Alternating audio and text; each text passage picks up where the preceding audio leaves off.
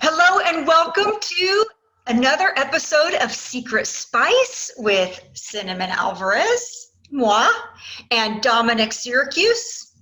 What's up? What's up? What's up? Thanks for having me. Yep, from the Dominus Manifesto, if you're not already subscribing to his YouTube channel.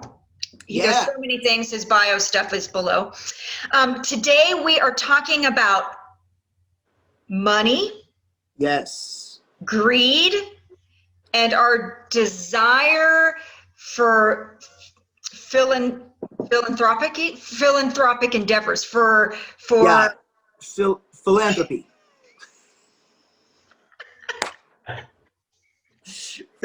Live, unedited, and raw. Philanthropically. I used to get, it was so funny.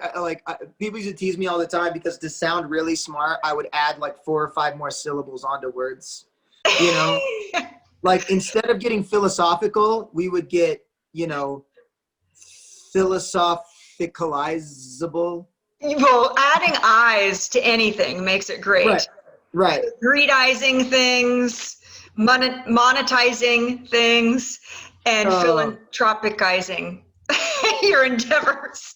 Where I got tripped up on the word philanthropic is there's another word that's not coming to mind that what we aspire to be, like when we grow up and we're rich and we have all this money, then we want altruism. Altruism, thank you. And altruistic. We're talking about. You know, it's funny. I couldn't think of that word either. I was doing an interview and I was like, what is that word when you just selflessly give for the sake of giving? And I couldn't remember it and no one could remember it. And we filmed this whole thing, said, forget it, we won't say it. We drove 2.5 hours. And when we got home, the guy driving the car stops and goes, altruism. Altruism. The word is altruism.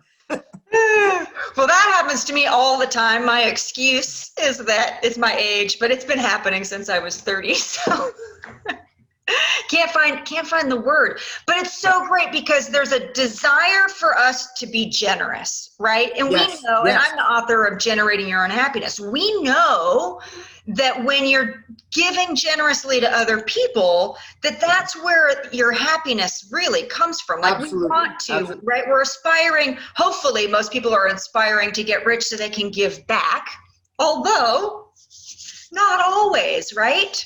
Sure. And then what happens, and so I want to tell you your story, but what happens is we want to give generously, but then we also have I need to protect, right? The part of us that wants safety and security is like, whoa, well, I have to protect my interests. I can't get taken advantage of. I have, I have a thing with now that I've accumulated some success in my life that I'm afraid. I talked to my husband about wanting to spend money on another business adventure and being afraid that he would be really upset if I lost it. And he says, yeah, don't do that. I don't want to spend the money. Right? So all of this is happening. And then this week too, I was talking to an amazing, powerful woman who's built multiple $1 million businesses. And she's had family members steal from the business and all different types of things. And they're still upset that she has because a family member of hers stole some proprietary information that was on a computer. So the reason I share it is that there's like this self-preservation, right? Yeah. On one side, we know that people will take jobs for less pay if they're working for a company that does well, right? That offers value to the world and it's for a cause. Yes. But at the same time, it's like, but no, if they're getting paid, I have to get paid. Well, so tell me about your story. Yeah, what's going on with you? Well, I was just going to just quickly add on that. It's funny because we talk a lot about happiness. And a lot of people have this problem of saying, I'll be happy when. Like, I'll be happy I need when this I have this. Or happy. I'll be happy when I have this, right? And the truth is, happiness is a choice. As in, I've seen people be happy in the worst of scenarios. I've seen literally, I worked in hospice care. I saw people on their deathbeds be happy. I've seen people in prison be happy. We know it's possible. Right. It's not a matter of I'll be happy when. In fact, that's a trap. And what's also interesting is it's the same thing with generosity. people will say, I'll be generous when I have I enough. get a lot of money. Yeah, I'll be generous when. But the question is, when is enough? There's a story I like by an artist I admire named Annie DeFranco, who's an amazing guitar player. Yeah, Annie DeFranco's awesome. Yeah, she's the best. She told this great story. She said that she was busking, playing music on the streets, and she went to the rich part of town. And she would just let me interrupt for a second. Busking, I didn't know that word before, so. Yeah, busking. You taught me something new today. Musicians who play on the street, they're buskers. Okay, that's cool. I didn't know that. Yeah. So she was busking and jamming and stuff, and she said, I'm gonna go to the rich part of town because those are the ones with the disposable income. So she went to the rich part of town and just jammed and jammed and jammed. She said she got nothing. She got nothing but dirty looks all day long. People walked around her, and then she said she was bummed out, and she went back to her part of town. And in New York, there's this little family-owned Italian restaurant. And she said she stopped in, and they said, how's the day? She said, I played all day, didn't make nothing. And the restaurant closed down, and she said the owners would play cards and stuff when it closed down. And they said, well, hey, we're going to play cards. Will you play for us? And she started playing, the owners, one of them took off their hat and they passed it around to all the guys playing cards, and they all took their tip money and gave it to her. And here's what she said. She said, that's when she realized those who have the least give the most. But the point is that it seems like it, doesn't it? Right. Is that if you're, I think the point she was trying to make is when you don't have a lot, you can empathize with those that don't have a lot. And there are those that can make the argument, yeah, the reason people are wealthy is because they don't give, like they keep their money and they, right. Because they're stingy. Yes, exactly. They invest, they save. But I don't think that's true, because I could give you a list of plenty of wealthy people who give. I think that generosity is a choice. I think that no matter what, the same way that even if you're super duper broke, you still find a way to pay your rent. I think that people who are generous, even if they're super duper broke, still find a way to give. Yeah, so it's interesting because today I was listening, we're in political season. And are we? I don't know. In case somebody's watching this after we know who the president's going to be. Yeah. But they were talking about fundraising in the last stretch up to Election Day, and this trend of rage fundraising. And so people, out of anger, their way to cope with it is to make small donations to candidates because they're so angry at the opposite side. Wow. And so, and I also listened to the debates, and Biden said his average campaign donation, I think, is $46, $48 something in there. Like so you think that's a lot for the amount of money. How much are we talking about here for any politician to run? That's a lot of small hundreds of millions. Right? That's a lot of people at saying, here's $5, here's $100, here's $40. Right. That is a lot. So it is interesting. Of course, I like to psychoanalyze everything. Like, could you look at who's contributing in masses and what their socioeconomics are versus who contributes less but large sums of money for, I always have this, my bias is that, especially when I'm reading propositions and things, I look at what's to gain? Who's funding it? Right. Who's the lobbyist? Who's paying them? What's their angle? Yep. What's their money to be made? So I'm very cynical too. And hopefully that ties into, absolutely. It's like, we want to be generous, we want to give, but do we have another motive behind? Yeah. And it's hard too, because, in a lot of ways, we have this issue, and I don't know if it's as people, as human beings, or if it's a particularly American problem. I don't know, but there's a few things. One big thing is a mistrust of others, as in this kind of inherent Yes. I don't know if I can trust you. Because here's the thing, trust is a choice, just like love is a choice. And what I mean by that is, it is difficult to trust. It's difficult to love because there's vulnerability there.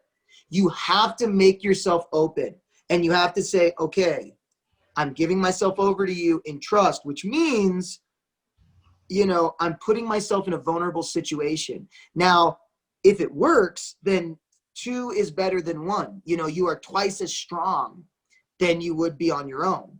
But the side effect is everyone's always worried about, am I getting screwed over? Am I getting taken advantage of? Am I getting this? And that's why, it's easy to hate. You just close off your heart. Hate is something you can do all by yourself. But loving and trusting is something that as Marvin Gaye said, it takes 2, right? Yep. It takes 2. So it's interesting. So happiness is a choice. Generosity is a choice. I'm going to use the word empathy is a choice. These are areas that both of us geek out on, right? It's like, I think of you as being the empathy expert, and I'm the reason I titled my book Generating Your Own Happiness is because even though we know, like if we're geeks and we're researching, we know happiness is a choice. How many times do you hear happiness is a choice?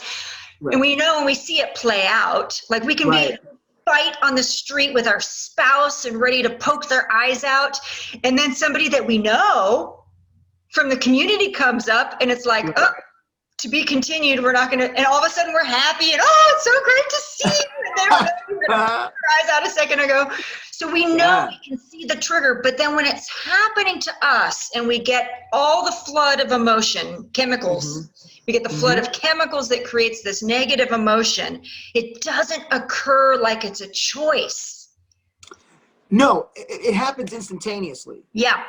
The word, so let's get super geeky right now. Okay, geek. The term is metacognition. Metacognition. Meta meaning being aware, self-aware, and cognition is of the brain. So what you essentially have to do is you have to become aware of your thinking.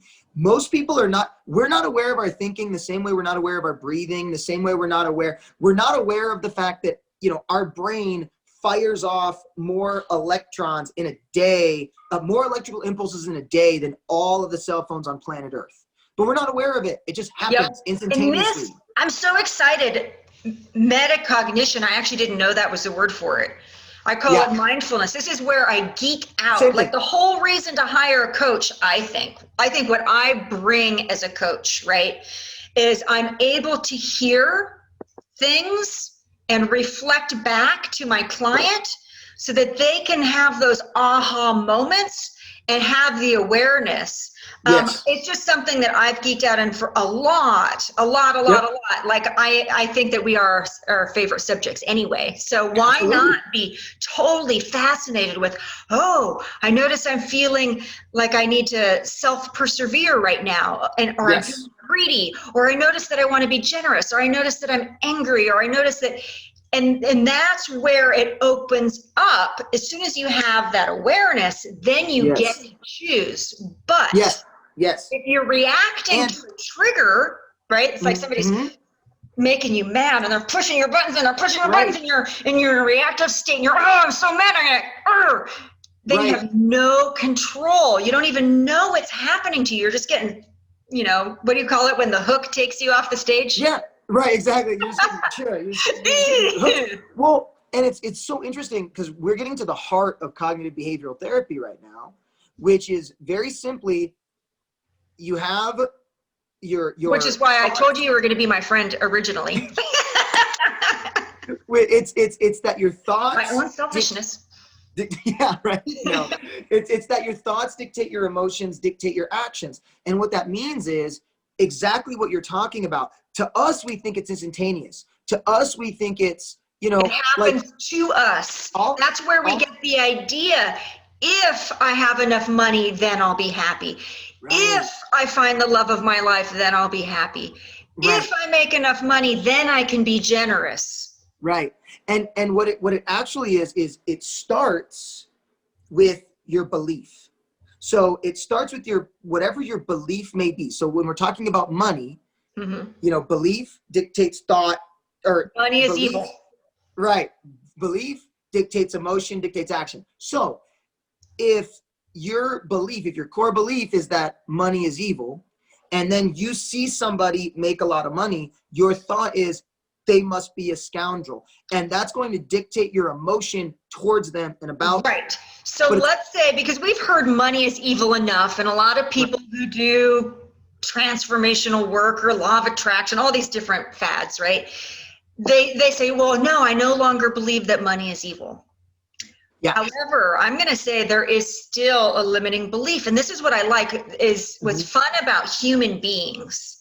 Yeah. Is that we have similarities, right? We can study the decisions that we make at different stages of our lives that give us these very similar underlying beliefs about ourselves and other people that are pretty common across all people. But then we bring our unique flavor to it, or that's why we call it a secret spice, right? Is that it's like we have our own twist. We might have our own word. But there is, I would say in all people, there is still that desire, or that, not desire, the reptilian brain that says we need to survive. Yes. Right? That means we're untrusting. That makes other people enemies, that automatically thinks there must be some greed for that person. They're going to survive. I'm not. Right. Now let me just back up a second about this whole money is the root of all evil thing. Yes. There's a very, very fascinating psychology around money, in that it's this. When you look at like Maslow's hierarchy of needs, which a lot of people are familiar with, basic need for every living species is food and shelter. Right? That's right. And money gets you food and shelter. Well, and here's what's interesting about this. Is that we don't live like animals anymore, in that we don't go out and every day have to find our own, we've evolved past that. But what we've done is we've made money the middleman. So on a primal level, we look at money and we go, oh, money is the middleman to my food and shelter. It's the middleman to my needs. That's why people say, money, it's a necessity. It makes the world run, all this stuff. So a lot of people, when they don't have enough, they're living at that bottom part of Maslow's hierarchy of needs. All they can think is, gosh, if I had more money, I would be more comfortable. I would have more food. I wouldn't have to worry about paying bills, about doing all these things. So there's a psychology to it. We look at it the same way we look at like food. And watch an animal, if it feels like its food is threatened. Oh yeah. Right. It's gonna be around another pissed off at you. Exactly. They get, they get defensive. The same way people get around money. Now, let's say you give somebody money to cover their food, their basic need. Well, then you get to another interesting thing, which is that we have put, we prioritize things like fun or pleasure or leisure. And things like, oh, wouldn't it be fun to go do this activity? Or if I have this bag, if I make my lips bigger. Right, exactly. I look more beautiful. I'm more attractive. For men are told the more money you have, the more women will be attracted to you. If we have a party and we buy this booze. Exactly. I call it in my book, pleasures and comforts. But before we go there, there's another interesting thing about money. Is it's not only to have things, right? To have basic food, water, shelter, and then pleasure activities. It's also a unit of measure. Yes. It's how we I call it rack and stack. Right. So it's almost like it's self-identity and self-value and worth. And if they have more, are they better than we are? Right. That, we monetarily will trade things like, well, I'll give you this much money for your time. Yes. And so because of the exchange nature, it makes it even more complicated why people get greedy. So like you were talking about the gig that you were doing. Yeah. Right? And people are volunteering, like, well, how much do they get paid? And well, are you getting paid? So, tell us more about that. Sure. So the issue that I'm facing is that I always had that same stigma around money.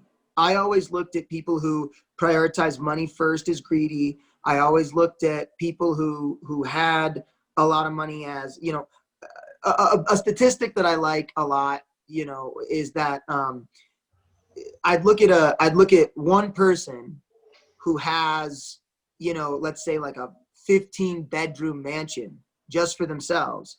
And then I'd look at 15 homeless people and I'd go, well, there's a problem here, Like, right? do you need that? Right, Yeah. exactly. It's a question of need. And then there's a philosophy on the other side around money, which is, well, they earned it, they worked for it. You can't tell them what and what not to do with their property. But then I started seeing certain businesses take their model and blend the two together. So for instance, Tom's shoes or Warby Parker's glasses, they say, all right, for every pair of shoes you buy, we donate a pair of shoes to people in need. For every, you know. But then confession is, even when I see that, and maybe my perspective with business, but again, the trust part that you were talking about, I think, yeah, but is that a marketing ploy? Are they really doing it? Right. Because they want to put shoes, or are they doing it because we're saying, oh, buy a pair of socks and we give one, or buy a pair of shoes? Here's why I don't care. Seriously, the reason why I don't care is that, let's say the owner is a selfish dude who's like, oh yeah, I'm going to play on people's heartstrings. I would care if he was lying. I would care if you bought it and he wasn't giving the shoes. But regardless of whether he's selfish or not, the fact that people who didn't have shoes now have one, and I get to contribute to that in getting needs for myself, I love the model. In fact, if I had a dream world, every corporation would have that model out of necessity. And that way, when you have these corporations like Amazon that's making $1 trillion, I know that $1 trillion, a portion of it is mandatory going to get rid of, which, fortunately we are in a day and an age where a lot of the large corporations are very generous, solving climate change issues, right? I don't think Amazon is one of them. And in his defense, is he philanthropic? Jeff Bezos just gave $10 billion to fight climate change about a few months ago. And not because he was sued or something like that? Well, there's speculation that he was doing it just to piss off Trump, but who cares? You know, like. Well, there you go. That's the same thing you're saying, like, as long as it ends up resulting in something good. But I'll be first to admit that I do go there. I do go to, okay, the Bill Gates Foundation seems genuine, you know. Sure. And you can see, that's why I like transparency too. You can see where people, like, I think Jeff Bezos donates exactly the same to each political party, almost within, you know, a few dollars, and not very much. I think he's pretty frugal. Yeah. I think he's, well, and I think he only gives if he has to. I imagine him as a very greedy person, but that's just my imagination, right? And confession, I'm sharing this not because I want you to believe it, listeners, right, but because I want you to be able to see this is where my mind is capable of going. Right. And here's to back it up. Part of my belief that he's selfish and greedy is because I feel like I personally have been burned by the company. Right. Selling as a vendor direct, and they rejected 4 years of price increases. And I get to see a lot of the business side on the back end about, you know, how much money they make on chargebacks, and I see jobs, and I'm competing with my own small business with them. They're right here in the same city where I am. Right. So I also have like a perspective that makes me feel competitive and have like these nasty, I'm looking for the worst. Right. I'm filtering, my negativity bias is filtering for they're bad. Right. With somebody else that I really like, yeah, we're buying shoes for, then I'm looking for, no, but they're a genuinely good person and a good company. Well, yeah, and you know. So people know that our biases will filter out. The data can be exactly the same. Ooh, which reminds me of one other thing. One of my favorite all-time talks that I ever saw was the exact same presentation, word for word, but they changed the visual imagery. And so you I'd love to see this. Experientially, you got to see, and it was about environment and other things. So like in one version of it, they were showing like smokestacks and pollution and, and then they would show a graph, but they would put these images behind it, right? But the data sets were the same. The voice was the same. All they did is change the image. And then in the next presentation, exact same presentation, but it was like blue skies and children holding hands and all of a sudden you think, oh, look, the company is doing all of this to make the environment better. And it completely shifted your entire opinion about this fake data set. And so, it's funny. Once again, it goes to belief and a funny example of that. I grew up in a household like this, and there was a comedian I saw, very funny. He was talking about how his parents really wanted him to become a doctor, and not to help anybody. In fact, helping people was sort of the downside of the job. Like, they wanted to become a doctor to make all that doctor money, and one of the disadvantages of the job is, well, you got to help people to do that, and he's making a joke about it. And he said, but it was to a point where his mother, who wanted to be a doctor so bad, would also never go to the doctor for any reason. He said, my mother could get stabbed and you go, we need to go to the doctor. And she'd say, no, all they want to do is take people's money. And he's like, wait, don't you want me to be a doctor? And she's like, yes, because I want you to take people's money. No, and this is because here's the thing, as I related to that, is I was just listening to a really heartfelt story about someone who just died from COVID. Yes. Who was between jobs, didn't have insurance. He went to the hospital twice. He was discharged. He died. Right. Because of the expense. And I went to this place of, that could be me. Right. I know this about myself, right? So what's the word? Metacognition. I know already that I am skeptical of the healthcare system, right? I have these beliefs that it's about greed. I'm like, I don't find value in insurance. I think it's all a scam. Somewhere I have gotten like pretty heavy into all of this. And I could be one of the people who say, I'm not going because I don't want the bill. Right. And I could die because of it. And what's interesting about listening to that story is he was in a position where he didn't have the money. I probably could pay for it, but either way, I don't trust them. And I don't want them to have my money. I have all kinds of beliefs around. So, I'm big on this, and it's probably because it's a passion of mine, but everything is philosophy. You could say everything's based on beliefs are formed from philosophies. So here's what I mean, is that the same philosophy that created our system, or the system we follow, is just a belief somebody had once and we've all collectively agreed to. So it can be changed. And what I mean is, like, for instance, the healthcare system in America, the only reason you hear this all the time, well, that's just the way it is. Well, it's the way it is because we all collectively agree to it. If we all stop collectively agreeing to it and come up with a different philosophy around it, then things change. And so, for instance, in those countries that have free healthcare, one of the big factors is doctors don't make 6 figures a year. Doctors do it because they went into the business to help people. But the way our system's been set up, a doctor is the most money that a doctor and a lawyer is the most money a person can make off of what's considered a lay job, as in working, I go in, I get a salary, right. You're right. Not being an entrepreneurial business person. If I go in and do these hours, then I get this much money.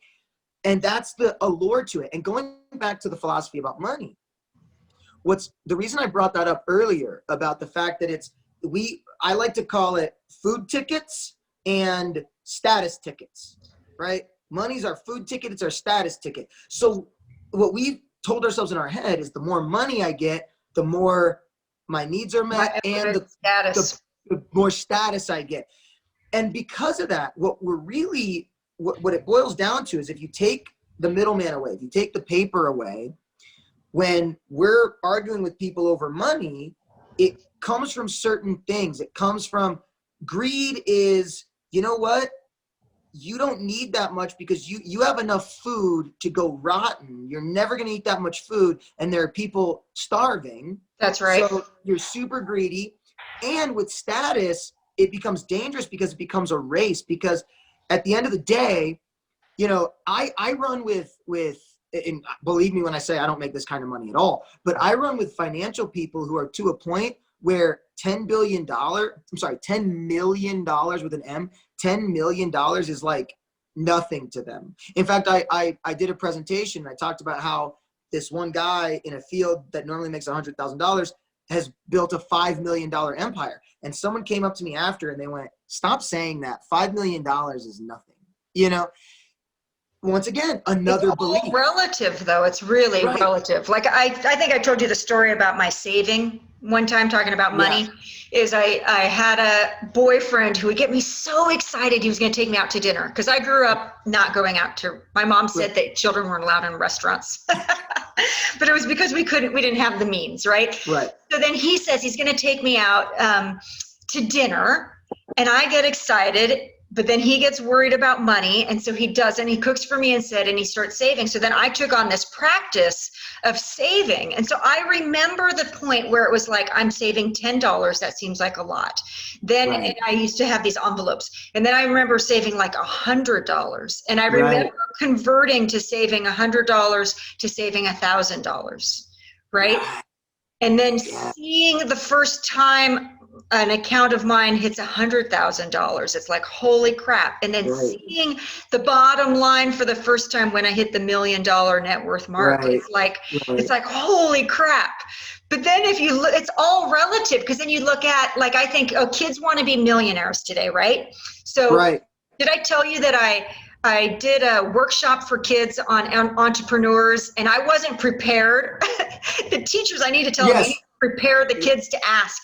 The first question out of the hatch is, how much money do you make? How much money do you make, right? I was like, whoa, I think I'm pretty comfortable in my own skin and talking about things, but I wasn't ready. I would rather tell you how much I weigh. I would And isn't that interesting? Because this is part of society, right? But then later, I've been obsessing over it. I'm like, okay, let's tell them I only make $40,000 or $50,000 a year some years. Maybe it's $85,000 a year. So no, let's tell them that I have a net worth well over $1 million. Right.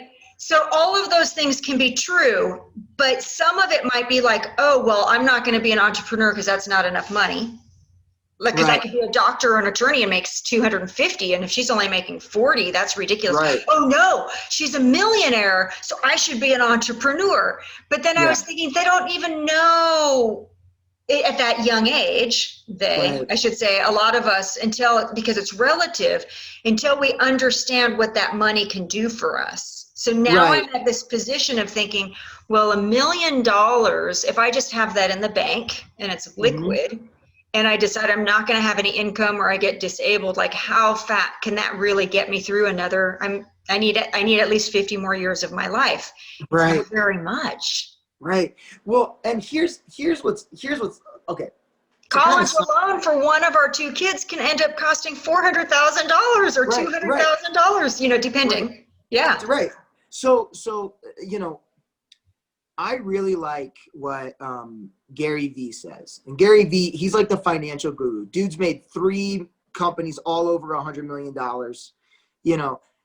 And he said something that was so brilliant. You know, he said, until we in the United States change our philosophy of happiness, as happiness is our wealth, versus money is our wealth.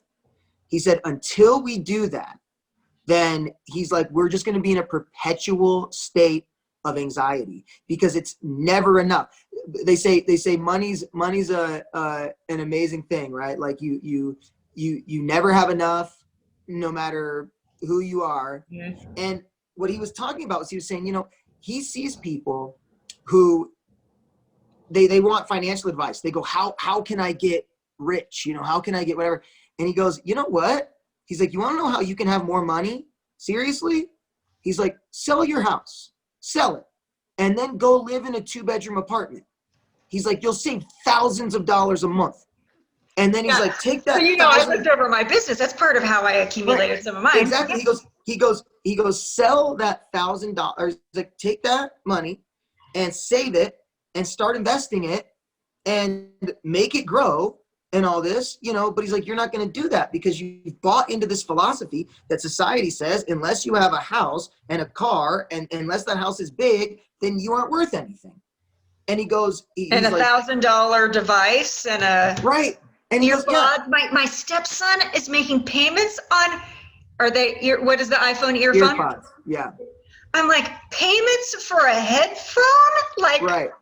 A monthly payment? Why? Well, and that's the thing is that a real question is happiness. And I'll go back to speaking about, I remember seeing this a lot. Like, women are told a lot of lies in the media. That they're told, you don't look good enough unless you look like this. You're not good enough unless it's this. You're constantly comparing yourself to others.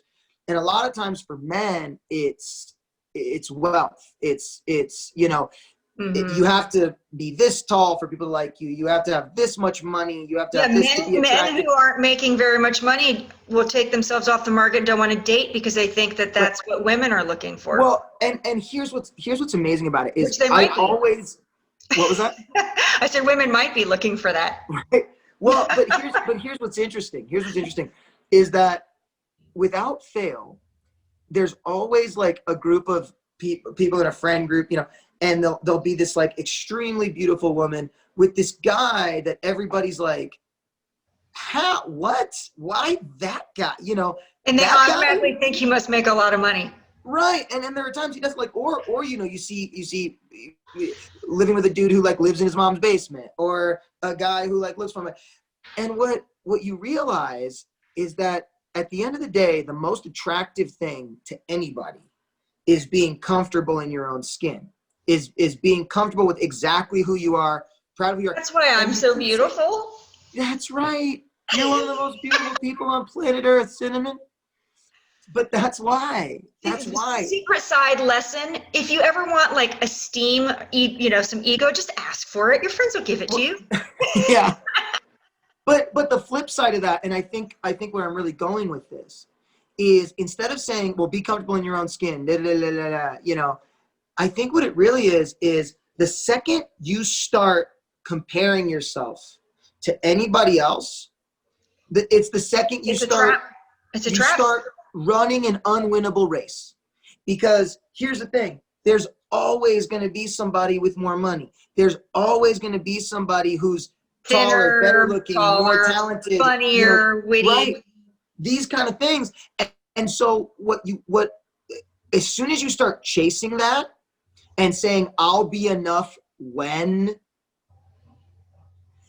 the second you start doing that is the second you're dead, for two reasons. One, because any amount of achievement is going to be in vain. 100%. It's going to be, look at me, I finally did it. I finally care about myself. But that is like a dangling carrot, because, unless you literally, break every single record. The joke I like to say is like, let's look at Jeff Bezos, richest man to ever exist, right? Forgive me, Jeff Bezos, I don't mean to offend you. But Jeff Bezos could look at me, who has no money, but a full head of hair, and go, oh, I'm never gonna have that. A lot more charisma probably too. Well, maybe, yeah. But the thing is that you can Elon Musk might be a good competitor for you, though. He's interesting. Right. But then again, Elon Musk might look at somebody and go like, oh, but that guy's like The Rock. Look how buff The Rock is. I'm never going to be as buff as The Rock. I want to be like The Rock when I grow up. You can just keep comparing yourself all day long, and you're never going to be it. But the reason is where true happiness, where true charisma, where true satisfaction comes from, the one thing that I think all those people have in common is that they're able to be who they are and take who they are and make, like, proudly display who they are. Yeah. And go, look, love me or hate me, this is exactly who I am. And I am super, super, super proud of that. And then taking whatever their passion is and, you know, living fully in their passion. So to go back to this thing I find myself into, let's apply it, because and people don't know you're dealing with this right now. Right. So give a little background about your business and what you're dealing with. So my two passions in life are theater and helping others, you know, helping us helping each other, really. And so the thing is that I'm kind of dealing with is I've, you know, because of quarantine, moved back to my hometown and everything. And what I'm trying to do is I'm trying to build a theater program that uses theater as a specific way to fight anxiety and depression and these things, to overcome those things.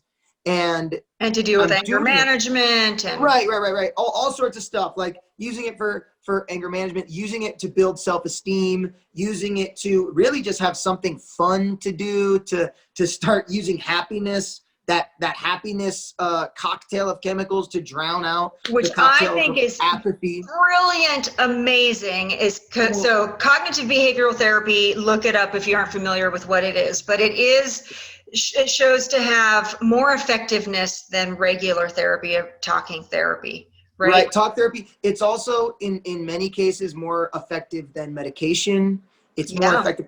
And what it is it's just you changing your thoughts, changing the way you think about stuff. So I use theater as the medium to kind of change the way we think and play things around. It's super fun. Now the thing is that I've realized is this is my life's passion. This is my life's work. Now, the problem that I'm facing is that I'm trying to, you know. You're also trying to make a living and start a business and. Right. So I've partnered with places like Big Brothers Big Sisters, a local rehabilitation center for teens, and a local suicide prevention center. And I'm trying to do these classes on behalf of them. The thing is, they don't have any funding. They're running low on funding as is. So I want to give it to them for free. The thing is, however, is that it's expensive to do. Right. In order for me to do this work, as in build these classes, build these curriculums, build these things, that is my full-time job. You know, that right there is 50, 60 hours a week. Your full-time job and other people. There's a lot of other expense too, in editing and promotional and sound equipment. Editing, promotional, paying costs money to do it. Building, right. So the thing is, I'm doing these fundraisers, you know, trying to get local businesses who are interested in giving back to the community to raise the funds for it. And so trying to keep your costs low by getting people to volunteer. Exactly. And so I get this question, the number one question I get is, well, what are the funds going towards? You know, when people say, all right, we'll fund it, what are the funds going towards? And when I say me, there's all of a sudden this like corruption. Oh, I thought this was a charity thing. I thought this was a, you know, and I'm like, yeah, it absolutely is. I'm going into these places for free to make sure that to the population that needs it, it's of no cost to them. But I'm also making sure that I can pay my rent, because if not, what my option is go get a different job during the day and then do this separately to do your deed. Find time after that to write the curriculum, to bring this stuff in, to do this kind of thing. And then if I'm not doing that, then in some way this is corrupt. And what I'm trying to explain to people is, no, I'm trying to build a nonprofit, and part of that is cost.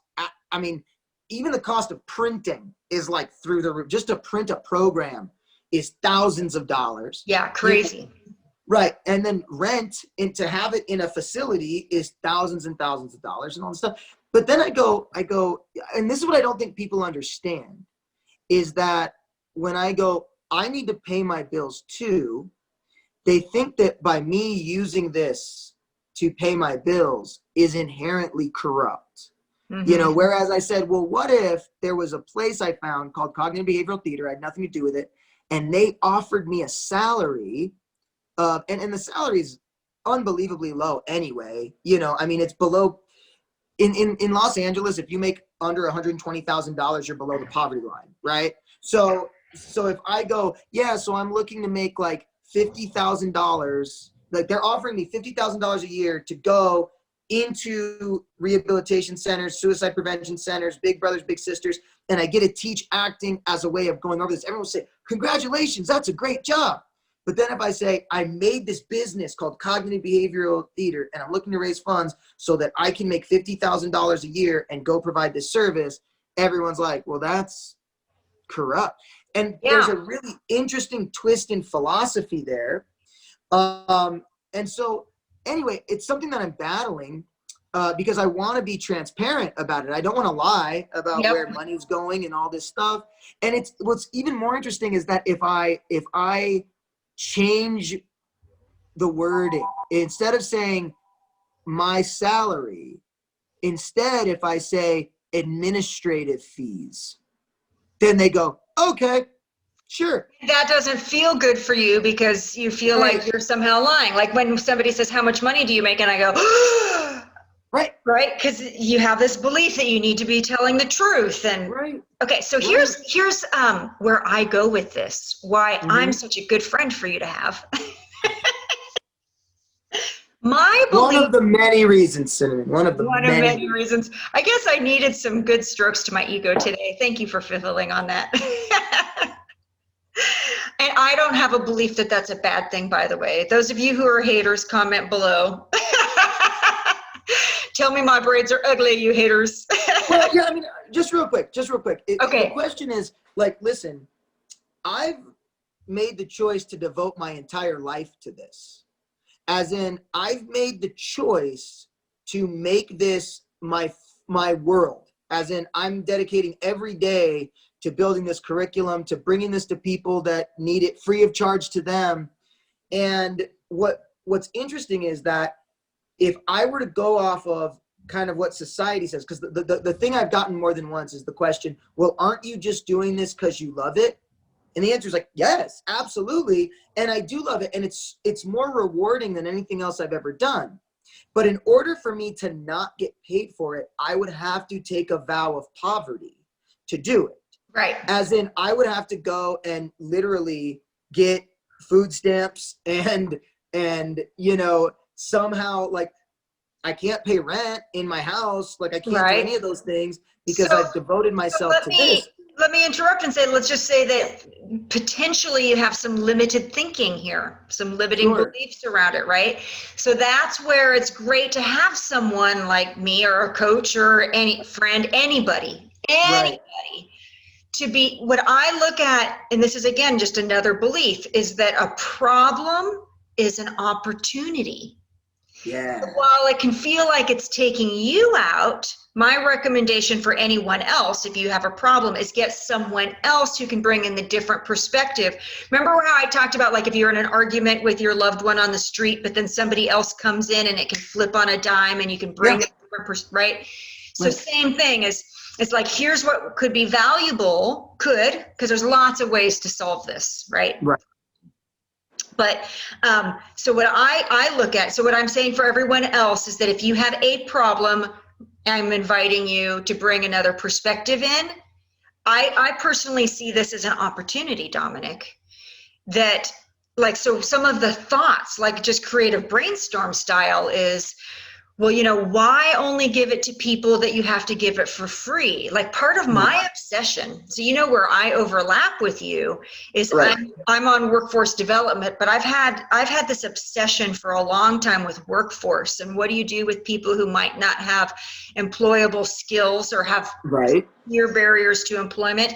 And so I want to take, borrow, rape, steal programs like yours, programs like Defy Ventures, which I think is freaking amazing, also works with incarcerated people, but I want to roll it out for the whole world to have. So maybe it's time for you to also be working on your business plan, your arm of your for-profit entity and your not-for-profit It's the same. Right. What you just started talking to me about is like, well, who cares how you get there?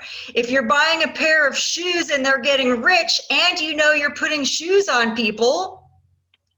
Yeah. To me, that's a win-win-win for everybody. So maybe it's just this challenge that you're running into is just ding, ding, ding, play bigger, Dominic. Right. Right. Up the game. Because I know that every entrepreneur needs this stuff, right? Yeah. This is my obsession. We Yeah. need metacognition. We need to develop and strengthen the skills of being able to see ourselves, which you can, one of my tips is you can see it in other people. If you're saying, oh, they do that, then you may as well tell yourself, that means I probably do that too. Both the good and the bad, right? Right. So, I mean, that's yes. what I hear in this conversation is that it is a barrier. I think it's to take wonder and awe and be like, wow, isn't that interesting? Isn't that interesting? People want to give, people want me to be poor and starving. Cool. Like, well, we yeah, not hate on them. But we understand that. We get that. Right. I get that they don't ultimately want that. I get that they're like, you know, I get that they're like, they don't understand that that's necessarily the outcome. Right. Right.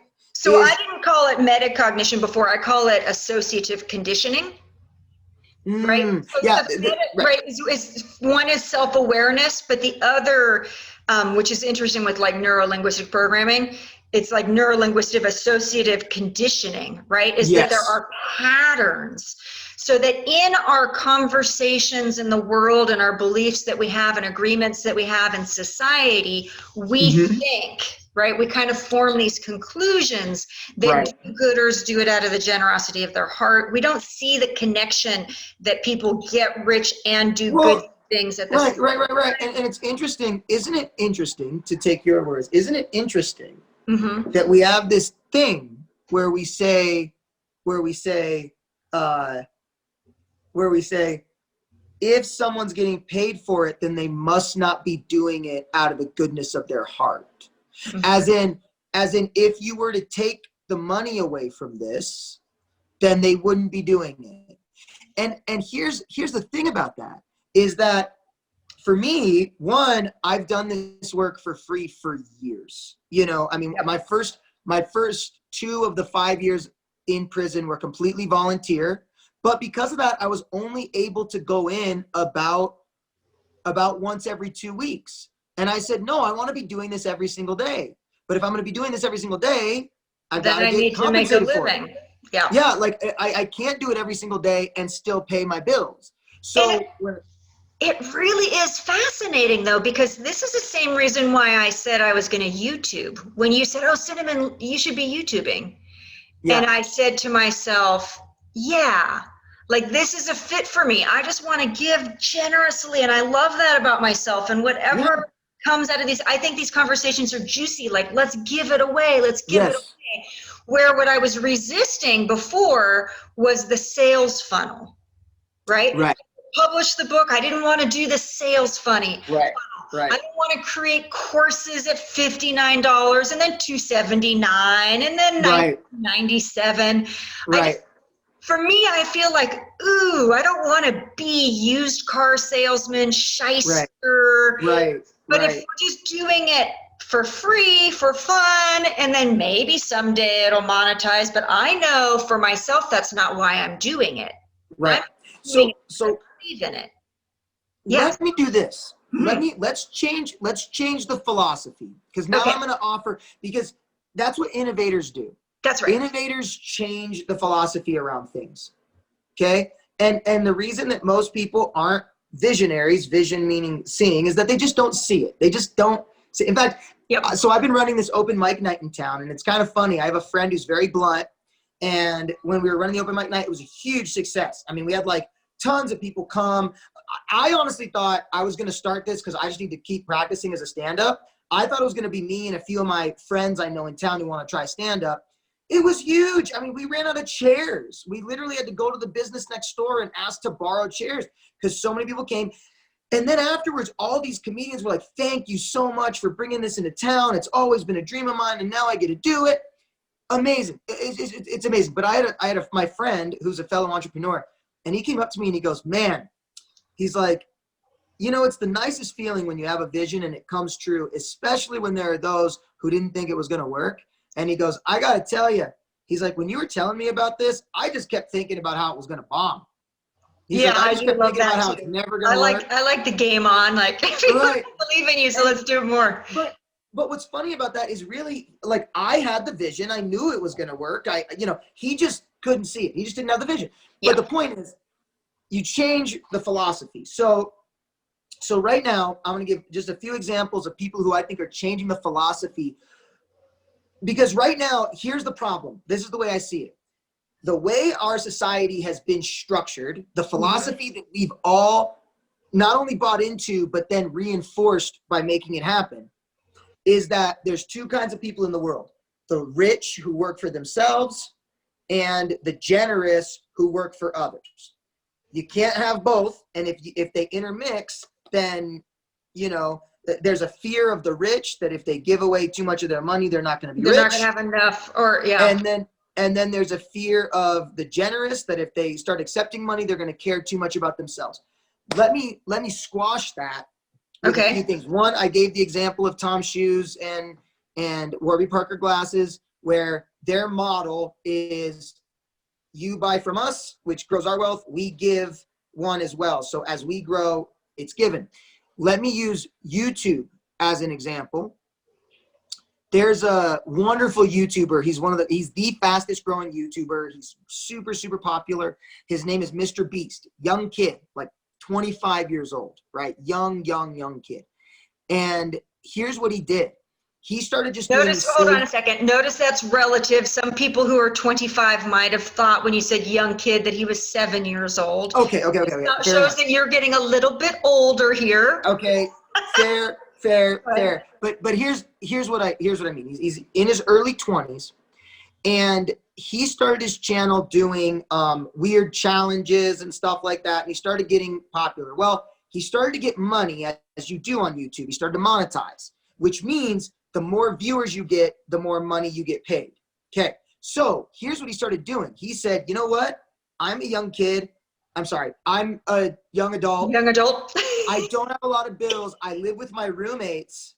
So what he started doing was, when he started getting money, he was able to quit any other job and just get paid from this. But then he started getting a lot of money, as you can start doing in YouTube. Once you get above 100,000 subscribers, you're looking at making above 6 figures. So what he started doing is he started putting money to his challenges. So he'd go to random people and he'd say, hey, here's a challenge. Whoever can stay on this treadmill the longest gets $10,000. So fun. And then here's what's interesting. He starts giving money away, and then his subscriber count starts going nuts. And then here's what happens. The more money he gets, the more he can give away. So then he starts doing insanely philanthropic things. So he starts going, he had enough money to go buy every car in a car lot, and he changed the price on the cars to like $1 each. So then he's selling these cars for $1. Now, a capitalist would freak out because they're like, wait a minute, you bought these cars, you should sell them for more. No. Here's the deal. He spent, let's say $1 million. He spent $1 million, but that video alone got 10 million views. Yeah, we talk about content that you can't produce any other way. Right. Which even YouTube, the concept of YouTube is so amazing. Right. Like you're getting all this free content media. Right. But here's why he's brilliant. If you look at it from a marketing standpoint, what he's doing is he's just spending $1 million on marketing. He's spending $1 million on this insane stunt that is going to generate a ton of views. Even more. Right. He's giving away this stuff for free, as in people who go there. Another stunt he did was he went to a bank, said, we're taking over the bank for the day. He took all this money and people had to come and apply for loans, but the minimum loan they could apply for was $10,000, and they could apply for as much as they wanted. And he told them that. He said, you can apply for as much as you want, 100% approval rate, and they don't have to pay him back.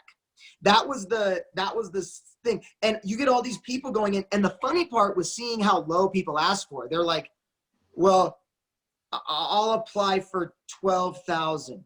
And he does it, and he goes, okay, just so you know, we would have asked for any amount. you know, and they're doing it, and he's literally, he did a thing where he gave away $1 million, and all people had to do was keep their hand on the $1 million. Whoever put their hand off first lose it. And now this dude's skyrocketed to over 50 million subscribers. So what that means is this guy is pulling in, we're talking like tens of millions of dollars a year. And now people keep tuning in to see, how is he going to give this money away? How can he get rid of it fast? So yeah, he's been able, cool. he's been able to become a multi-millionaire before the age of 25 off of philanthropy. What was his original YouTube topic? Because now it's about how to burn this money, right? How to get. Right. It was originally challenges. He and his friends would do ridiculous challenges, like who could hang from a pole for the longest amount of time, who could, you know, run on a treadmill for the longest amount of time, and who could, like, they had these gigantic clown shoes, and who could walk the furthest in these gigantic clown shoes. And then he started adding money to it. But the point is, he's found a way to be generous, to be philanthropic. Another great video, please put his link in there if anybody hasn't seen it. It's amazing. One of my favorite videos was a local pizza shop where he lives. The pizza guy had a baby on the way, and he found out about it, and he went, you know, he ordered pizza from this guy and said, hey, take the day off work. I'll give you $10,000 if you help me furnish this house. And they go, okay. And he gives him $10,000 to help him furnish the house. Ask him, what do you like? Which couch do you like? Which thing do you like? And then when they finished it, he helped him move in, and he went, okay, cool. Hey, just so you know, this is your house now, and gave him the house. I mean, really beautiful, beautiful things. I wonder if he's falling into the trap now, right? Here's somebody with an older cultural series of beliefs. Right. I wonder if he's finding people who just want to be his friend or just want to participate to gain, because they think they have something to gain. Or I wonder if he falls into thinking, well, should I give the house to somebody who needs it versus who doesn't need it? Or if he's young enough and not distorted enough that he's like, I don't care what you're going to use the money for, any amount, no strings attached. Well, here's what I think. I think here's what I like, and this is what I kind of live for, and this is what I fight for, is I had my friend, my same friend who thought my open mic night was going to be a failure. He said something that really changed the way I look at, like, let's say cold calling, right? Is that he does a lot of work in town, a lot of cool things. And he worked with he was doing a thing with kids where, because it's COVID, he was trying to do a Halloween alternative that was really clever and fun. And he was looking for businesses to sponsor it. And, you know, there was like a few businesses who were like, yes, we really want to. And then there was one business that was like, no, we're not interested, right? And he went, you know what? That's a shame, because they're really missing out on this incredible opportunity for them. And that right away changed everything for me. It changed a core belief I had, because one of the reasons I was afraid of cold calling is I was going in with the belief of, hey, here's how you can help me. Right? I need you to buy this product, do this thing, so that way I can get money and grow myself. Versus calling them to, I mean, anybody in sales, they're taught that you have a call to offer value to them. Right. And you're offering a generous service. I think offering value, while that is correct, I think it can come with a lot of like kind of jargony, businessy stuff. When I think about what he said, hey, and really meaning it, I've got an awesome opportunity for you. Like, going back to me with these open mic nights, that was actually what helped me get these open mic nights going, is that I went, hey, you're a bar that is just starting and not a lot of people know you exist. So there's no comedy open mics in this town. What if you're the first one to have this comedy open mic? And they go, yeah. And I said, let's do it on Tuesday. Of course. Right. And so they're like, great. And I ran the numbers and everything. And I said, this is how much it's going to cost to make it happen. And part of that includes my fee of organizing the whole thing. And to them, it's a massive win for everybody. It's free to the public. and they get attention to the bar. People go buy their drinks, especially since it's free. What's a $5 drink? What's a $10 drink? It's a free show. Right. And then I get all these people who have always wanted to try this their whole life. They get to come and do it. So anyway, but going into it with this thing of like, hey, I've got this opportunity that I think would be amazing for you. That and having that be genuine. The term that I like is, instead of survival of the fittest, which is what we kind of think of in capitalism, I like survival of the kindest. And what I think that means is, hey, we all need money. We all need money for food, water, shelter, all of it. We all need it. And so how about we find a way to help each other out so we can all generate it in a way that benefits everybody? Make the people who need to save it be able to save it. Make the people who need to make it be able to make it, you know? So let me fast track you. Apply it to the problem you're having. So what's your solution, creative solution now for the guy who was volunteering, right? And he's like, wait a minute, I'm not getting paid. So oh yeah, so to tie in, we talked about that a little off air. One of the comedians, he admitted that he said he was joking. You know, he's like, I'm just joking, man. I'm just joking. Kind of. You know, the truth is always often said in jest, right? Exactly. So, but he goes like this. He said something along the lines of like, you know, all these comedians are coming up. I'm having people who want to try comedy come up and do the open mic. And I give them like between 5 and 10 minutes, you know, and anyway, I get up, I host the whole thing. I organize the whole thing. I do about 20 minutes. I do 10 in the beginning and then a little bit in between and about 5 at the end to close it off. And then anyway, he asked me, he was like, are you getting paid for this? And I was like, yeah, I am, you know? And he was like, oh, so, you know, you get us to get up here and perform and bring the crowd, and then you get paid for it, you know, like that kind of thing. And my immediate reaction was like super defensive for a lot of reasons. And the first was, I was like, first of all, in the world of stand-up, like I worked in LA for 5 years, never getting paid a dime for stand-up, going to every open mic night I could. And in LA, you only get between 1 to 3 minutes at an open mic, you know? Yeah. So for me, it was just about working my craft. I'm offering like 10 minutes. That's unheard of in Los Angeles. But then on top of that, I had to work my way up from that. It took me 5 years to get a headlining gig. And then when I finally got the headlining gig in Los Angeles, I mean, I had to prove myself amongst all these other people, quite cutthroat, that I could do this, that I could nail, that I could everything. And then even as a headliner at this comedy club, I wasn't like, as I say, I wasn't making quit your job money. You know, I was making, I can pretty much afford the gas to get here money, you know, and I'm not complaining about it. And so when I gave him my fee, I said, this is my fee. This is what I make in Los Angeles. This is what I'd like to make here. And so, and on top of that, this guy, I know him pretty well. He works at a law firm, and his day job is working in a law firm, and he makes like more money than I've ever made. He makes in a year what I would make in 5.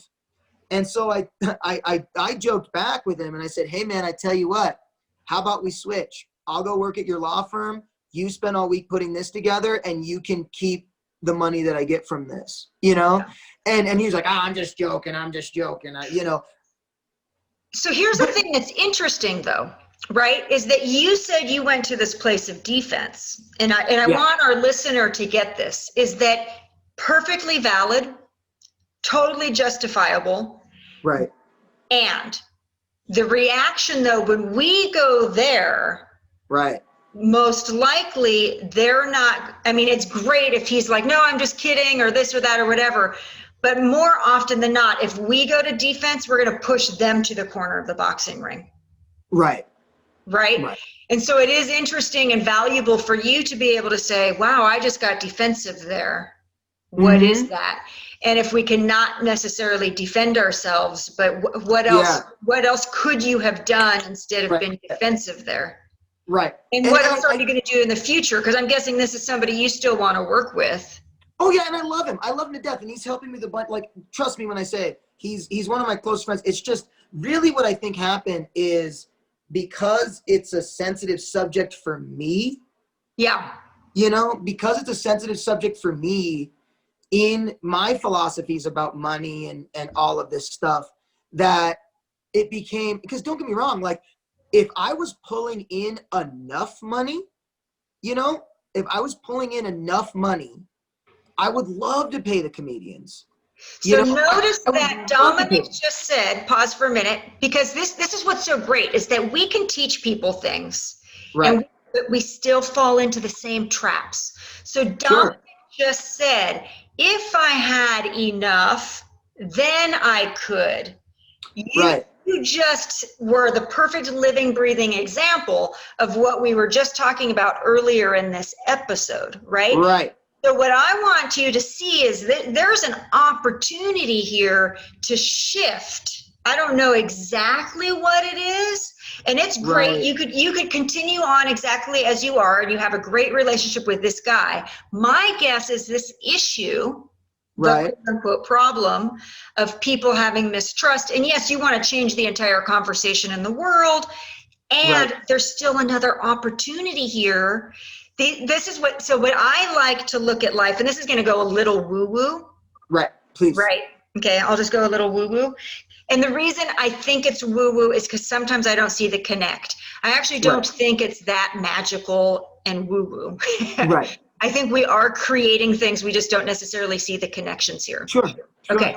So what I say is that when you have a negative emotion of any kind, right, or a problem or an obstacle or a reaction, or you notice that you're going to get defensive, that there is value there. Don't skip over it. Right. I call it an indicator. There's something going ding, ding, ding, ding, ding, ding, ding, ding, ding. Dominic, there's a chance for you to pivot here and be even greater. Right. Right? Here's an obstacle to overcome. Right. He's showing you, he's giving you like a premonition, right? It's like, here's something that you could be running into in the future. So how can you be creative and shift this? How can you turn your business model into the YouTuber? What's his name again? Mr. Beast. Mr. Beast. Yeah. Can you start redesigning your business to be like Mr. Beast? Maybe it's going to be a transparency of, I make this much money, everything above and beyond is going to be this. Maybe it's a combination of for-profit and a percentage goes to the nonprofit. Maybe it's going to be like the theater when you have your performance and then at the end the cast comes out and you're taking, you're taking donations that are going to be in a nonprofit, what do you call it? Restricted, where it's going to go directly to, and it can't go to administrative, right? There's what I'm seeing is there's all different types of creative ways for you to start modifying. Absolutely, and and here's the thing is that going back to like belief, right? Going back to like core beliefs, because part of the reason. One of my dreams is to get my YouTube channel monetized so that everything I do for free. Everything. So that way, and I just film everything I do. That way, everything I do is free. All I care about is that I get to film it. So that way we can put the content out. People care about it. For everyone listening, you can go to Dominic's YouTube is Dominic Syracuse. Just and my you name. See the cool little logo that says the Dominist Manifesto. Okay. Yep. We're filming. Help him monetize. We only need new season 2 right now. We need 2,000 more subscribers. So what helps him? We actually, so I have enough subscribers to start monetizing. I just need the watch hours. So we need the watch hours. So if you want to help your favorite YouTubers monetize for their generosity and giving to you. Now, some might be only doing it to be rich like a 20-something-year-old, and others might be like me where they just want to get it out there, even if I only have 7 people subscribing. Right. Either way, we know that Dominic is playing a bigger game. So if you want to support him right now, you can have all of your accounts that you have watching his YouTube channel so that he's able to monetize. So you can get watch hours, right? That would be amazing. Subscribe and help me if I'm ever, I need only 100 to be able to go live. Yeah. So I don't have to do video editing afterwards, which believe me, that's a lot of. So we could do this live action every day. That would be brilliant great. idea. So okay. So that was the side commercial. End the commercial, go back. You hit the nail on the head. And as far as my beliefs go, like I said, when What I monetize the goals, my greedy part of me, Dominic, my greedy part of me wants you to offer this for profit to business. I mean, just an idea.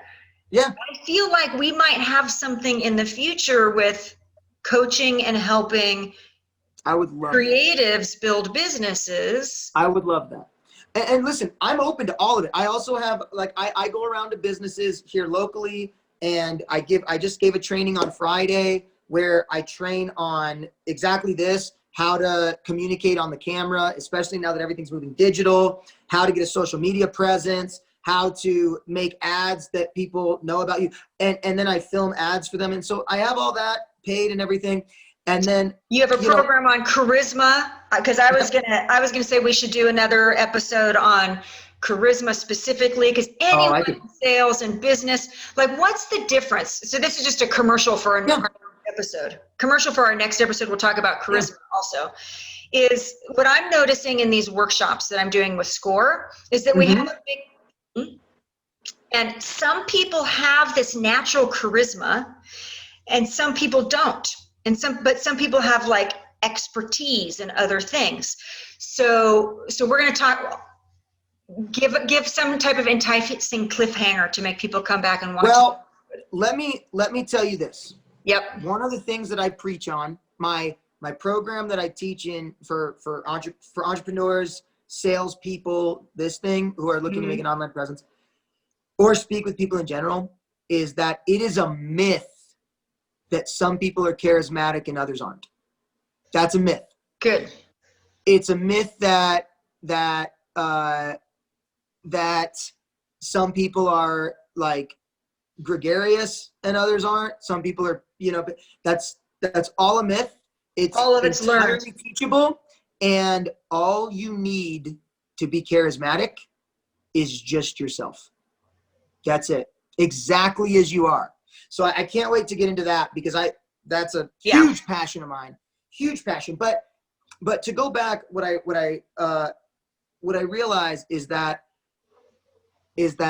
when it comes to my personal belief, there is a sore spot for me, almost a guilt that comes around taking money, because for the longest time I've done this and I've done it for free. I've done plays for free. I've done stand-up for free. I've done my workshops where I help people for free.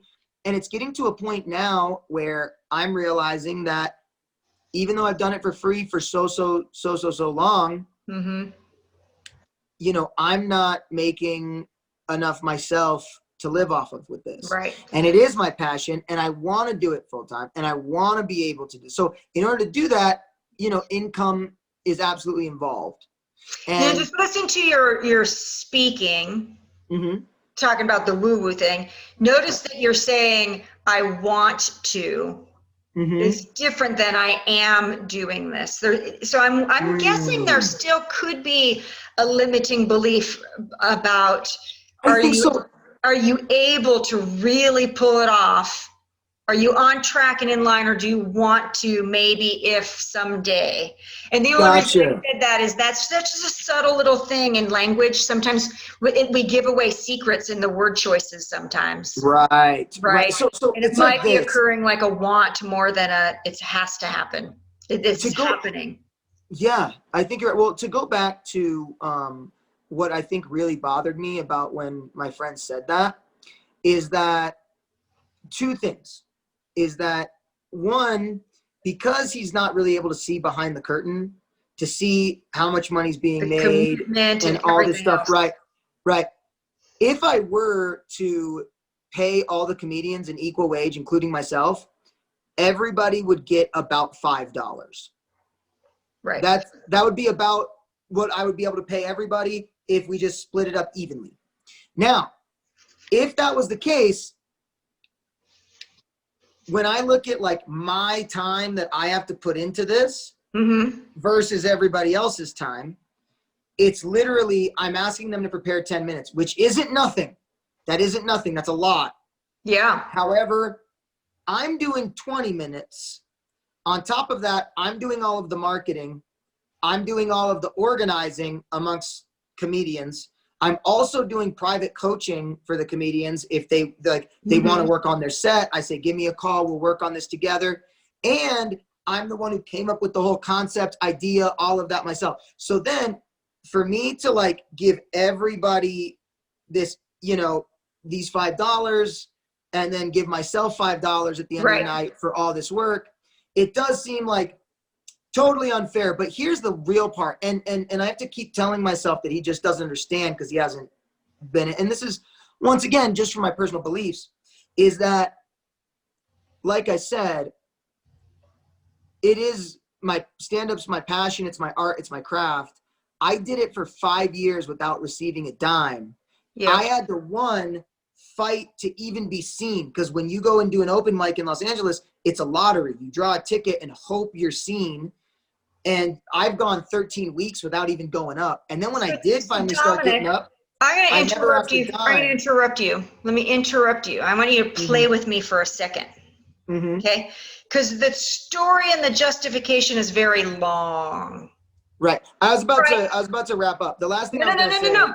I'm gambling here to see if I can demonstrate something on camera.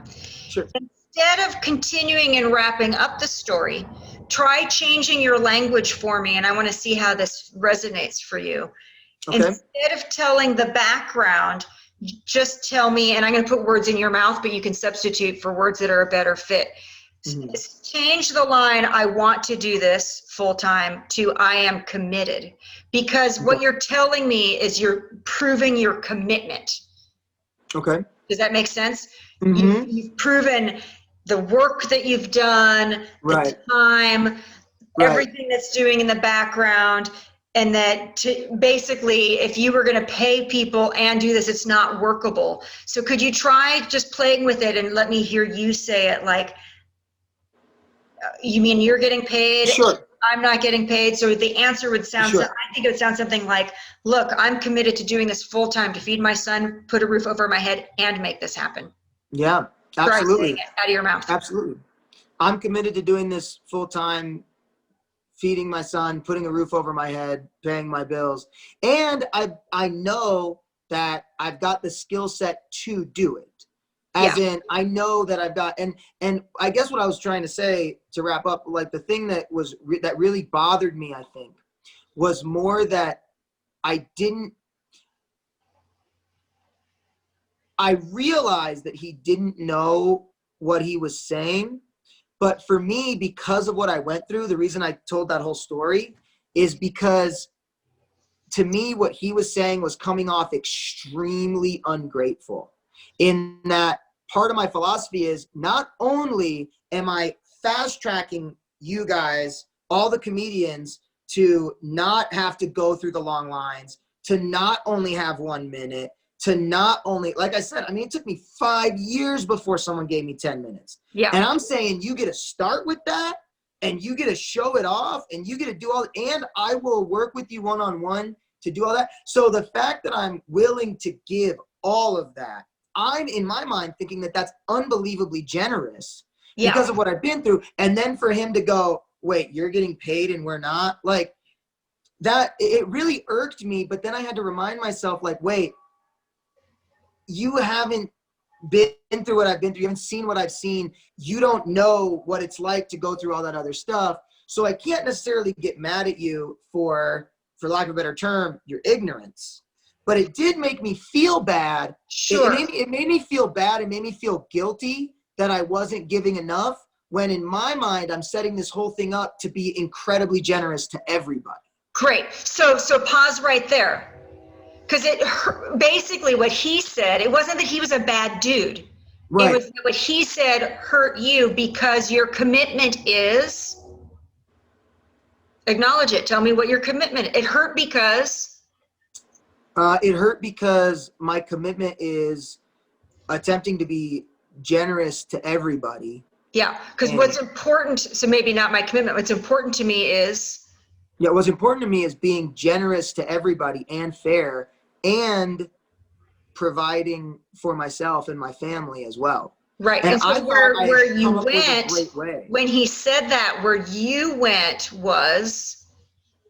Where he said that, where I went was, I got upset because I felt like he wasn't grateful for everything I was doing. I also felt like he was accusing me of ripping him off. Right. Because what you want least is to do what? Is to rip anybody off or to be unfair. That's right. So as you can see, hopefully other people can see, I'm picking on you. Thank you for playing with me, by the way. Of course. And I'm sorry for interrupting and everything else. What is so great is that when we think someone else did something wrong, right, it really isn't about him. In fact, if anything, we want to say thank you for the gift that he's brought this to our attention, because this is a friend who, this is a safe place where you can hear this and we can have this discussion. But this is something in your business to pull off the vision that you have that's so big that you could run into over and over and over again.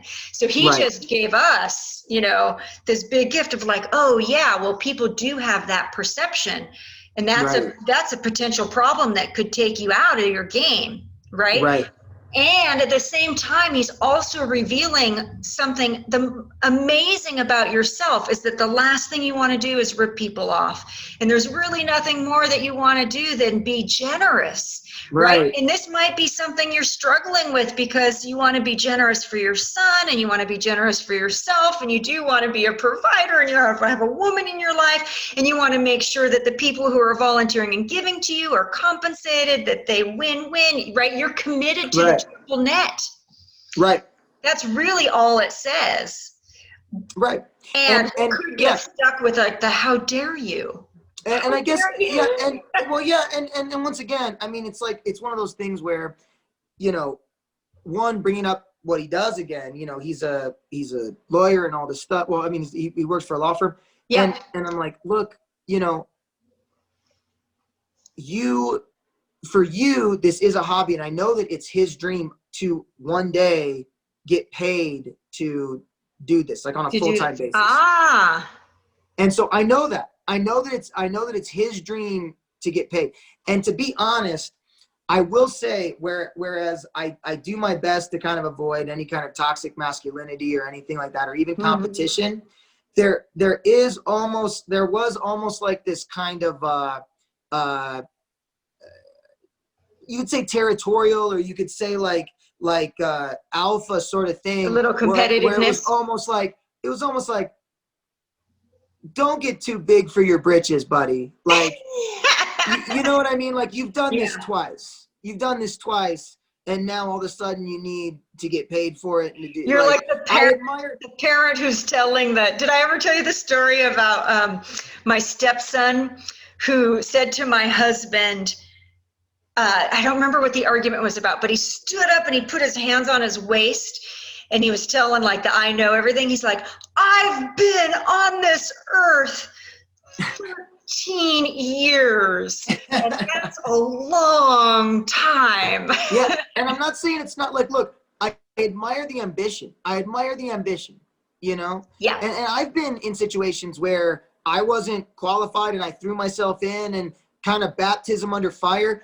I admire all of that. But it's also, I guess, like I said, when I say that the way I've set it up, I'm not able to be generous financially right now.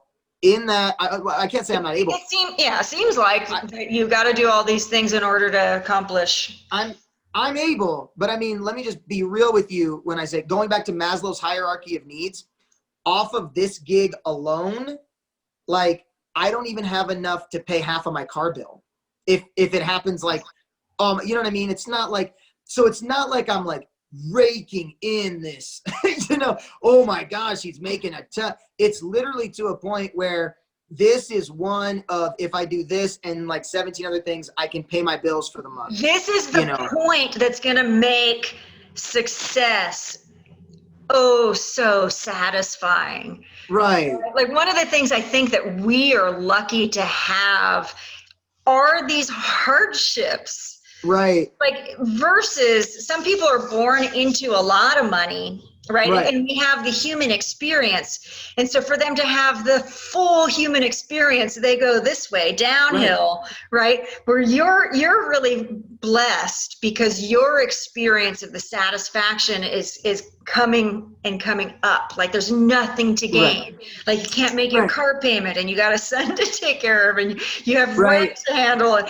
everything else. So when it's like cha-ching, cha-ching and you're monetizing, you'd be like, wow, I remember, you know? Well, and that's the thing is that when I say, and I know I recognize that this is contradictory to what I was saying before in that, you know, when I said generosity is a choice, I'm attempting, because I can't be as generous with finances as I would like to be in this situation, because I'm not even making enough. It wouldn't be responsible to give it all away and not pay your bills. Or yeah, I mean, it's to a point, especially when you have a son and he you have all these things. He doesn't need school supplies or anything. No, I mean, well, and also Lunch. It's like with the amount of time and work I'm putting into it, if I only, you know, pay myself $5, that at that point is more than philanthropy, because you have to have something, you know, you can't pour from an empty cup, but it would be pure altruism, whereas I'm just doing this because I want there to be comedy in town and I want there to be a good thing, which I totally do, you know, but the point is I'm attempting to be generous with time, as in I'm attempting to be generous by giving you opportunities that I didn't have. I'm trying to be generous by fast tracking you 5 years down the process so that if you do, you can start building your set to start going into comedy clubs, to start doing these kinds of things that need to be done. And you're not having to wait in the lines I had to wait in. You're not having to pay your dues in the way I had to pay my dues. This is awesome. Pause. Because instead of, right, if you already mastered, like we are so human, right? We are so human. We can say, oh, it's a choice, but then we can get taken out and react in an instant like that. Right. So, yeah, I mean, wouldn't that have been beautiful if you would have been able to flip it in that moment and said, well, you know, I can't pay you now, but what I can do is I'm giving you this and I'm giving you some exposure and I'm right. Sometimes we might feel a little guilty. I'm guessing that he got under your nerve and that you were almost feeling like, oh, no, he doesn't feel like I'm being generous enough or, you know. Right. It's usually a sweet, tender part of us that gets upset about something. It goes back to the beginning where he heard the word money, and because I was getting paid for it, where's my share? He viewed it as a scam, some kind of scam, or there was some kind of corruption there, or unfair. Remember, we also have like, well, that's not fair. Why would he get paid and I wouldn't get paid? Like some people might say, no, the right thing to do is everyone gets $5. Sure. But then it's like, that's interesting because once again, it's like, who's to determine fair? Because if you look at it like that, it's like, well, that's not fair because these guys just have to worry about their one set. I have to worry about all of their sets, plus my 20 minutes, plus organizing the event, plus marketing the event, plus, you know, like recruiting everybody and all of that, plus personal coaching everybody. So when you look at all that, if you're looking at fairness, if I were to give myself $5 and give everybody else $5, you know, what it would have to be is I'd say, hey guys, I'm going to pay everybody equally for their time, which I do, which is nothing. I don't get paid for my 20 minutes. I get paid to organize the event, to market the event, to do all that. That's what I get paid for. So I get paid to bring people to the bar.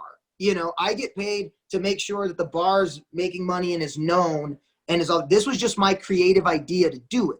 Now, here's what I said. Once you know, the bar starts making tons and tons of money and grows and all this stuff. And I go, all right, now we need to start paying more. these comedians. Well, you used to not pay that much. You think that the bar is just out of their generosity of their own heart going to be like, hey, Dominic, thanks for getting this on the page. I want to pay you more.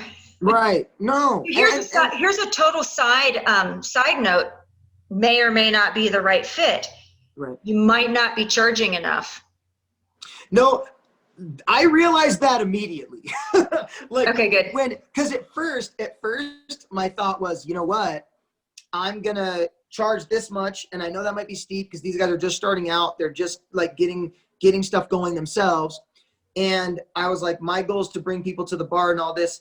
And I was thinking, I'm sorry for people listening, our desire to be generous, you know, we kind of project on other people and we might short sell ourselves. And, totally. You know, you get what you ask for. Yeah. And so my thing was, I thought this was just going to be a few comedians practicing stuff with one another. The benefit they get is they get a place to practice.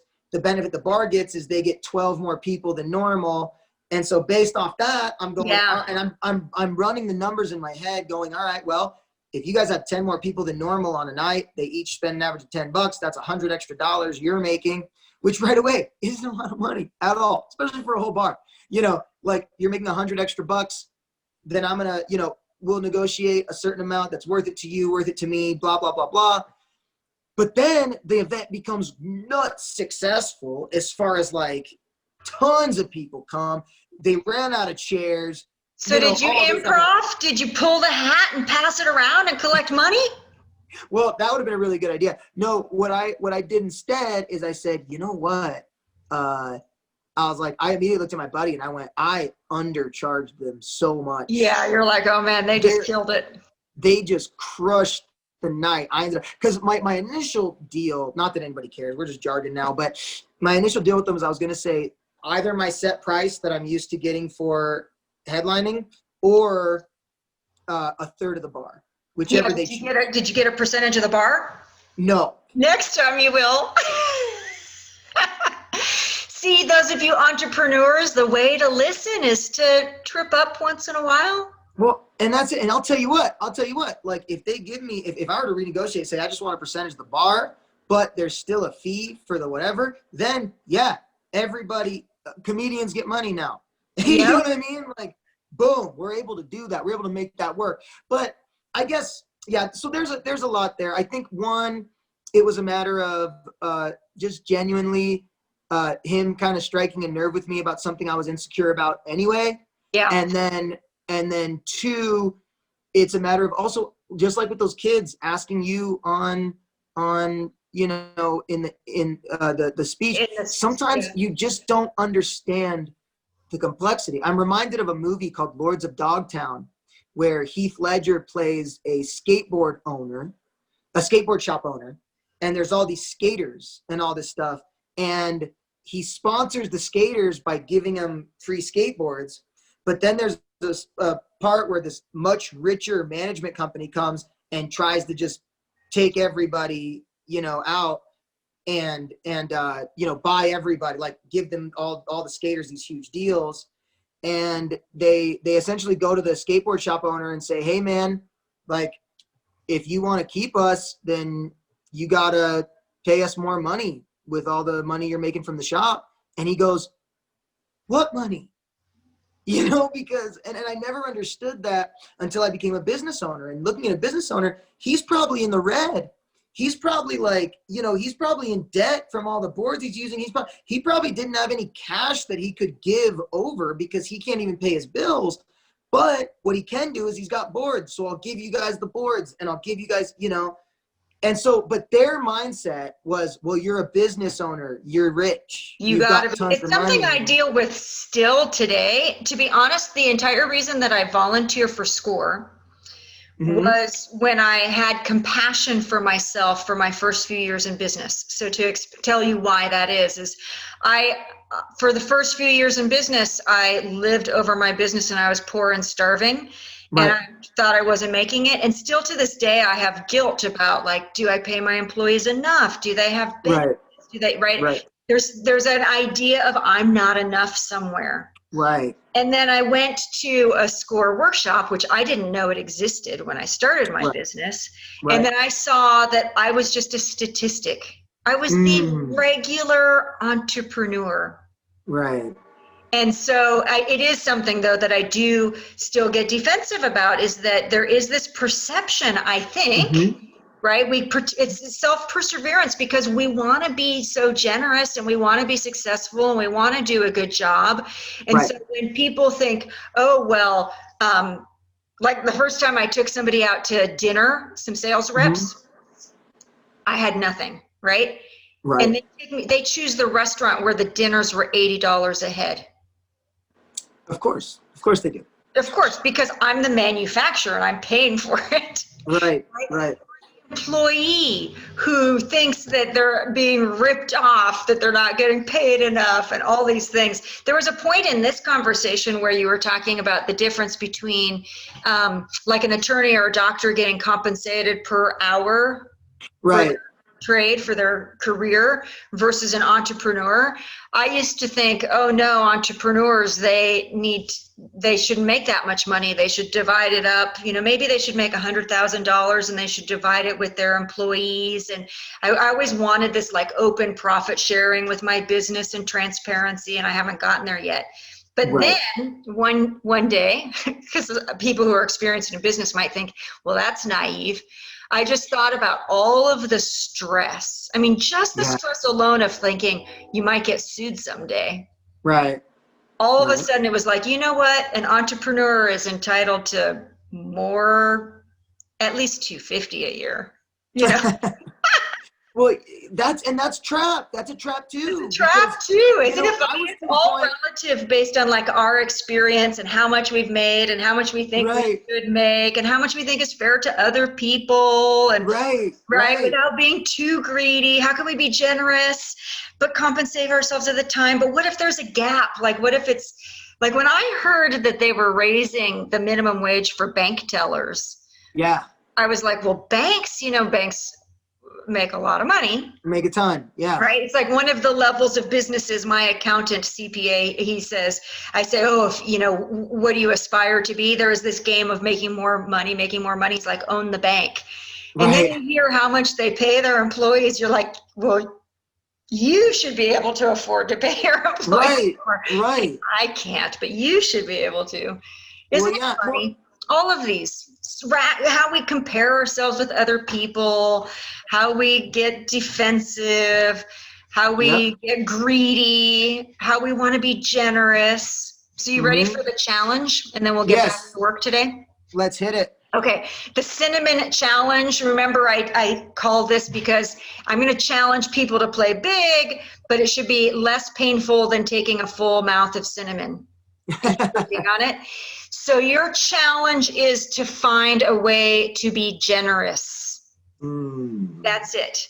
Because I think that we do yearn for that. And if you're in business, that's ultimately what's going to get you the win anyway. If you can keep identifying, how can I be generous? How can I be of service? What of value do I have? Now, the trap is you could make yourself wrong. Right. So anything, we'll talk about different ways of being generous in the future, but you can comment below different ideas. There are more ways to be generous than buy somebody Starbucks. Right? Yeah. Be creative, share some creative ideas on how you can be generous in any form. Yeah, any form. I mean, and that's the thing too, is that, there are people, me being one of them, there are times that it's, maybe you can't maybe not money. Maybe not money, but what other ways? What's something else that you want to share some ideas? Yeah, I mean, look, you have money, you have time, and you have resources. And by resources, that could even be just your body. So you might not have money, but you can volunteer your time. Or if maybe you don't have money, maybe you don't have time, maybe you have resources you can give. Like my friend Toddy she's amazing. She's in real estate, but she's come up with some of these good deed ideas, and we've gone out on the streets together. We've written love notes to strangers and left them on cars. Love it. Yep. She puts money in socks in the winter months and gives it to the homeless population. That's beautiful. I've rolled up dollar bills and left them in places like on gas pumps and things and wrote, if you found this, it wasn't by accident. Like, cause do you ever find money and you're so excited that you found it, but then you kind of have guilt and think maybe somebody lost it? Was it somebody else? Did they drop it? So that's where I incorporated this idea, like, today's your lucky day, you found some money, and it was on purpose. I love it. And you know what? I'm a fan of synergy too. So I really like when things work together in a nice homeostasis. So it also, like, let's say you're like, you know what? I've been needing to clean out my garage and there's probably a bunch of stuff that people can use, like old clothes for the homeless shelter or you know, old metal, even just collecting all your old metal stuff and recycling it. Like anything we can do to start using what we have rather than it being a race to collect more, building up a community together, building up a world together, synergizing together. I think that's what it's all about is going, once again, how can we help each other? That's right. And so the bonus challenge is to share more creative, fun ideas on how people can be generous. And don't get limited by they have to be free. Right. If you have ideas on things for people scarce on time or scarce on money or who have limitless and they're looking like Mr. Beast might be looking for ways to get rid of large amounts of money. Yeah. Right. So awesome. Thanks for playing. Thanks for doing it, Dominic. You're always the best. Thank you so much. You're welcome. Don't forget. Oh, Dominic, do you have a Patreon or a Buy Me a Cup of Coffee account? Not yet. We're going to start. But listen, check out my channel. Get me that within 2 days so I can post it in this video. All right. So, Dominic Syracuse is the YouTube channel, and we are currently, like right now, filming season 2. It's a ruckus. Cinnamon, I'm going to send you pictures of some of the stuff. It is insane and funny and amazing. If people just want to throw large sums of money at you, what's the best way to do that? You know what? Okay. Message you. No, right now, I do have a GoFundMe for my Theater for Therapy program. So we'll put this out for the GoFundMe. Okay, so your new challenge, so you don't have to do no Patreon or cup of coffee, is give me your GoFundMe. It's GoFundMe. I will. And we've been fundraising to make this happen. I'm gonna have a big fundraiser in town, all this stuff. So please tell a friend, like, subscribe, comment, share the love in any way. If that's all you can think of is how to fulfill on the challenge is by liking and subscribing to our 2 YouTube channels and letting it play. Let it play. Let it play. All right. All right. Thanks again. All right.